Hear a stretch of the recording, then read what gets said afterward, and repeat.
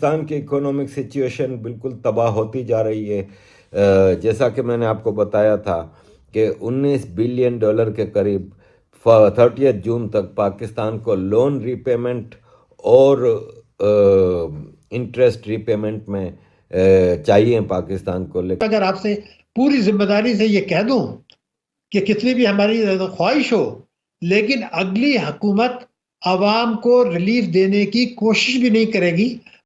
ہم نے ایک رف کیلکولیشنز کی ہیں کہ اگر وہ یہ اس کو دیتے ہیں، کیا اس کو سبسڈی دیتے ہیں تو اس کا کیا اثر پڑے گا پاکستان کی معیشت پہ۔ حکومت کی بجلی کے بلوں میں بھی فکس ٹیکس لگانے کی تیاری۔ بجلی کے بلوں پر 50 سے 450 روپے ماہانہ مقررہ ٹیکس لگانے کی تجویز دی گئی ہے۔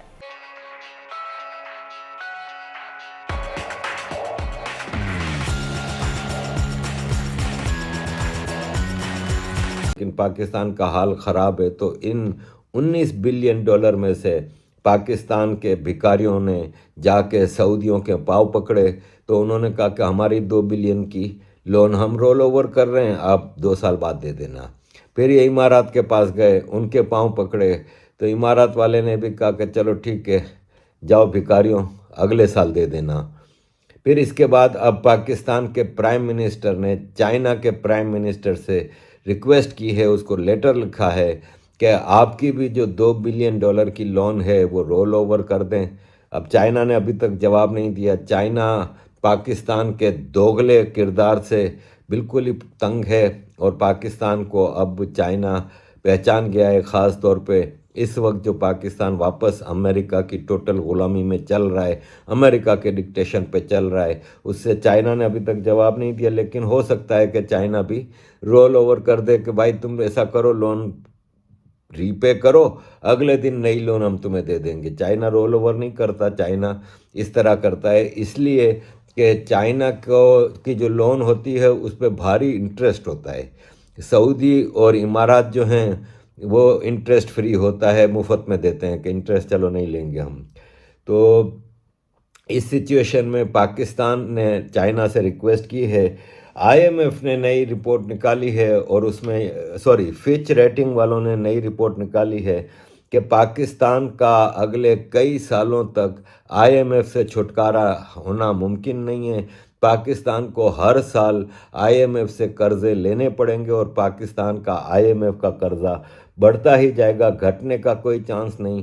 اس وقت ایک اور بہت بڑا خطرہ یہ ہے، فچ ریٹنگ نے بتایا ہے کہ ایک اور بہت بڑا خطرہ یہ ہے کہ پاکستان میں الیکشن ہونے والے ہیں، الیکشن کا کیا ہوتا ہے، اس حوالے سے اس کا اثر بھی بہت زیادہ اکانومی پہ پڑے گا۔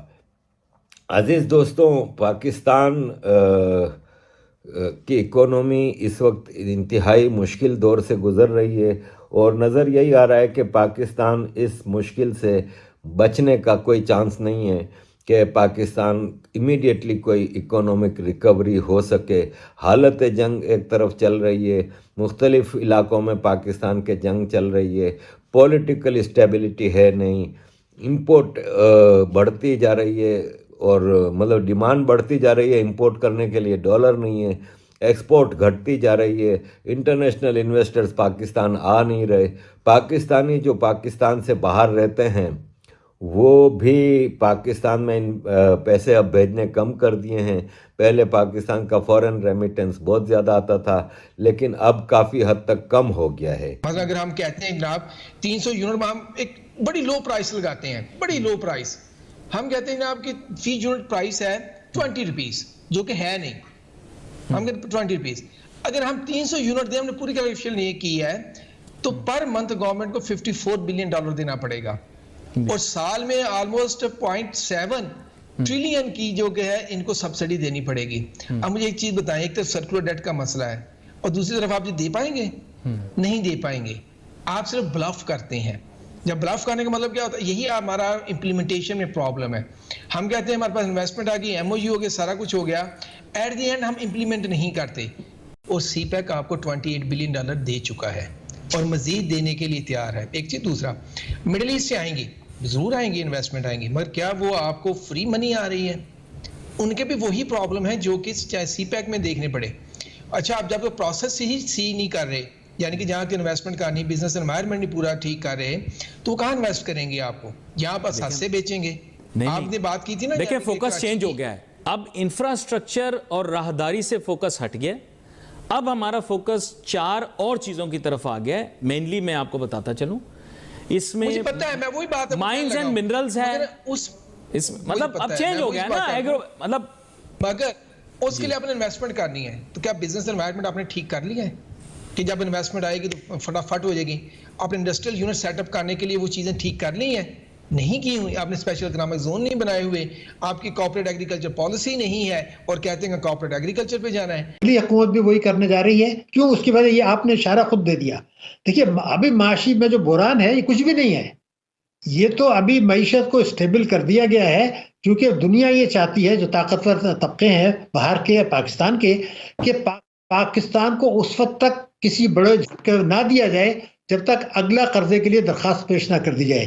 نگراں حکومت نے کبھی بھی کوشش نہیں کی کہ پاکستان کی معیشت کو بہتر بنائیں, بلکہ کوشش صرف یہ کی کہ کوئی بڑا جھٹکا نہ لگے تاکہ اگلے قرضے میں پاکستان کو پھنسایا جا سکے. حالانکہ نگراں حکومت اتنی خوش قسمت تھی, جو پاکستان میں کسی حکومت کو نہیں ملا, کہ آرمی چیف نے عملی مدد دی, پریکٹیکلی مدد دی, ٹیکس چوری کے لیے, بجلی کی چوری کے لیے, اسمگلنگ کے لیے, ڈالر کی اسمگلنگ کے لیے, اور اشیاء کی اسمگلنگ کے لیے عملی طور پر مدد فراہم کی. اتنی کبھی نہیں کی تھی.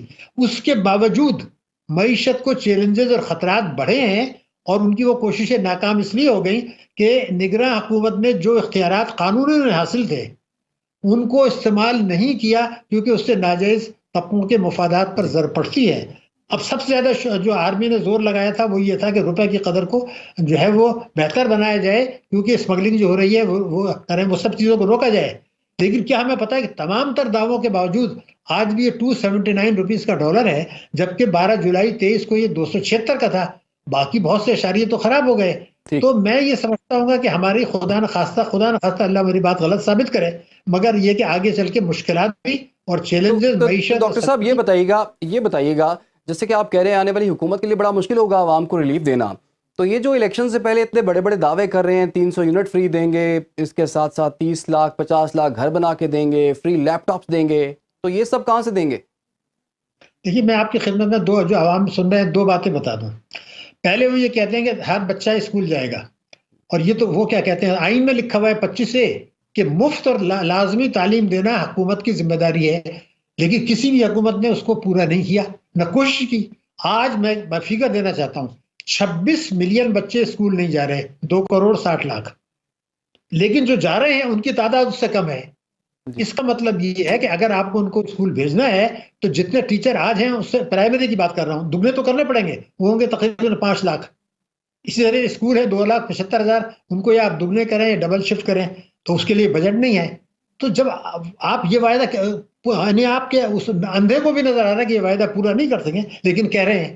اسی طریقے سے جو وعدے دوسرے کر رہے ہیں, صحت کے وعدے کر رہے ہیں, میں آپ کو بتا دوں نا کہ انہوں نے جو وعدہ کیا گیا تھا کہ وہ GDP کا 4% مختص ہوگا, وہ جو ہے نا آپ کا 1% بھی نہیں ہے. تو آپ تو اسپتالوں میں دوائیں نہیں ہیں, آپ بات کر رہے ہیں کہ جی ہم مزید سہولتیں دیں گے. تو سوال یہ کہ کون سا ایسا طریقہ ہے کہ بجٹ بڑھائے بغیر تعلیم کا اور صحت کا آپ یہ ان کو بجلی فری دے دیں, جب اسکول تعلیم کر دیں. یہ سیاسی نعرے ہیں, مگر آپ اجازت دیں جملے میں بتا دوں. ایک بہت بڑی پارٹی ہے, اس کے منشور میں کیا لکھا تھا وہ میں آپ کو بتا دوں. ہمیں یہ احساس ہے کہ پاکستان کی معیشت بیمار ہے, پاکستان کی معیشت اس وقت تک ٹھیک نہیں ہو سکتی اس وقت تک جب تک وفاق اور صوبے ہر قسم کی آمدنی پر ٹیکس نہ لگائیں, معیشت کو دستاویزی نہ بنائیں, اور کالے دھن کو سفید ہونے سے روکیں. یہ تینوں کام انہوں نے نہیں کیے اور کہتے ہیں ہماری معیشت بہتر ہو جائے گی. وہ تو خود ہی کہہ رہے ہیں کہ بہتر نہیں ہو سکتی.